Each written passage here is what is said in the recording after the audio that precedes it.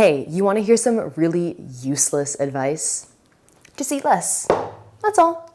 Just eat less. Just eat less is technically true, in the same way that just don't miss would be technically true for a basketball player. It is accurate, but it is also totally useless. It doesn't tell you how to do the thing, and it also completely disregards your entire experience as a human being with emotions. Frankly, there is nothing that pisses me off more than a fitness influencer screaming calorie deficit at you.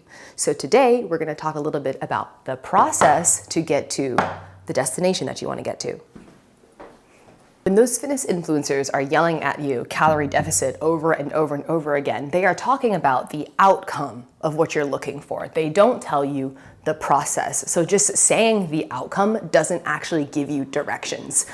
It's like if someone were to tell you, oh, the grocery store is at this address, and they don't tell you how to get there. They don't tell you that there's a roadblock. They don't tell you that, your car is out of gas and you can't go to the grocery store without getting some gas first. A calorie deficit is not the behavior, but rather the outcome of multiple behaviors, okay? And those multiple behaviors are what defines the process. What can I do then?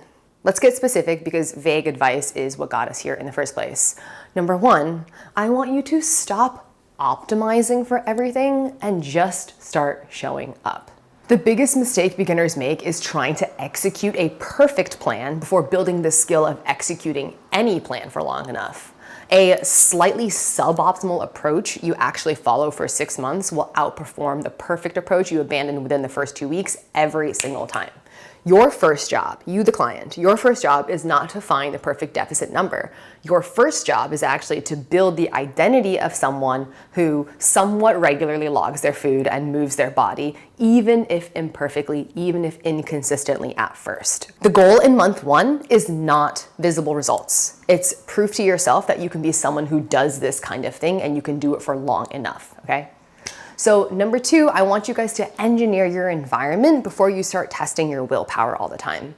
If you already know the caloric and macronutrient content of these foods, it essentially removes that decision-making process for you so that you don't have to keep exercising willpower, okay? What this also means is that you eat something before you go shopping at the grocery store. It means that you identify like your 2 or 3 highest risk moments, that 10 p.m. kitchen visit, the 3 p.m. crash, the post-workout empty fridge situation, and you solve specifically for those in advance and not in the moment. Our process, we have showing, oh, this marker is out. Let's use the black one. We have showing up imperfectly. And we also have engineer environment so that we don't have to use our willpower anymore. And number 3 for the process is to address, fix, whatever word you want to use here, fix your protein first. Address your protein first. If you're a beginner and you only change one thing, eat more protein in your diet. Okay, think about it in terms of like 7 grams to 1 gram per pound of body weight per day. This single variable alone does more work than almost anything else within nutrition for body composition specifically, second to creating a caloric deficit, okay? Second to that. Protein is a very satiating macronutrient. It's gonna help keep you fuller longer. It also has the highest thermic effect of food, which basically means that your body burns more calories digesting it than it does fats or carbohydrates. And of course, it helps you preserve muscle tissue during a deficit, which matters a lot because muscle is very expensive to maintain.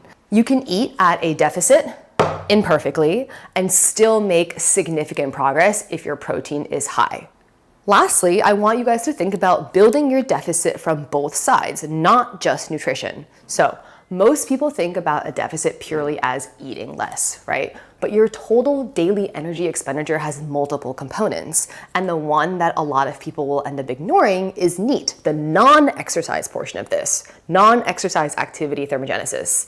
This is all of the movement that isn't formal exercise. We've got walking, standing, fidgeting, moving around our hands like this, taking the stairs, choosing to park further away from the car. Number 4, I want you guys to think about building your deficit from both sides, okay? So there's the nutrition component of this and there's also your NEAT. And your NEAT is your non-exercise activity thermogenesis. Your caloric energy expenditure has multiple components, one of them being this non-exercise one. So if you simply just increase the amount of time that you are walking to places, standing, fidgeting, moving around, taking the stairs, choosing to park a little bit further away, this can go up. And what's great about increasing your NEAT is that it is not going to put nearly as much stress as, say, something like exercise. And by the way, exercise actually only accounts for 5% of your total daily caloric expenditure. This can be anywhere between like 10 to 15% depending on the individual, okay?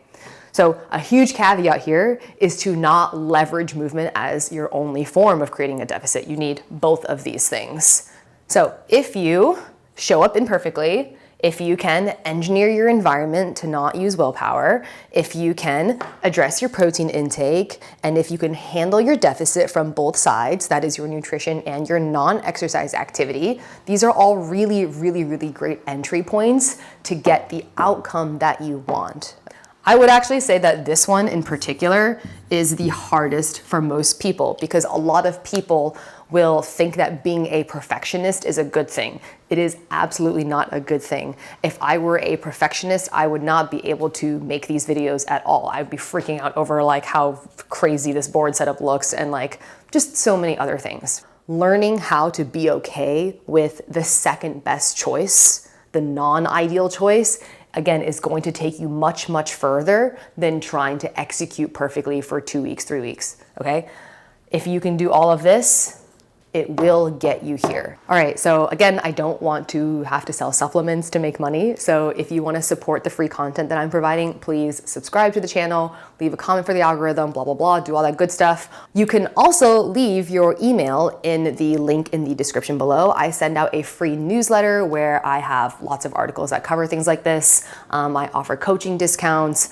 I sometimes will send free recipes, all of that good stuff. So check that out if you can, and I will see you guys in the next one.